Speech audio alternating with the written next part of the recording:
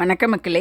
ரொம்ப நாளாக கொட்டாங்கச்சி இட்லி ஊற்றணும்னு ஆசையாக இருந்துச்சு. கொட்டாங்கச்சியும் சுத்தம் பண்ணி எடுத்து வச்சுருந்தேன். கொட்டாங்கச்சி உள்பக்கம் அந்த தேங்காய் இல்லாமல் நல்லா சுரண்டி சுரண்டி எடுத்துட்டு கழுவிட்டு உள்பக்கம் எண்ணெய் தடவிட்டு நம்ம இட்லி தட்டில் ஊற்றுற மாதிரியே நல்லா மாவை கலக்கி அதில் ஊற்றியாச்சு. வேகிறதுக்கு கொஞ்சம் இடம் விட்டு ஊற்றியாச்சு.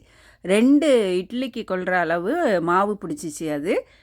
இந்த மாதிரி 4 கொட்டாங்கச்சியில் ஊற்றி நம்ம இட்லி பானையில் தண்ணி வச்சு நல்லா கொதித்த உடனே அந்த 4 கொட்டாங்கச்சியும் அட்ஜஸ்ட் பண்ணி வச்சு மூடியாச்சுங்க. ஒரு 15 நிமிஷம் ஆச்சு வேகிறதுக்கு. இப்போ நல்லா ஒரு ஸ்பூனை விட்டு பார்த்தா நல்லா வெந்திருந்துச்சு. இட்லி தட்டில் எடுக்கிற மாதிரியே இதையும் ஒரு ஸ்பூன் போட்டு எடுத்தோன்னா அழகாக எடுக்க வந்துச்சு.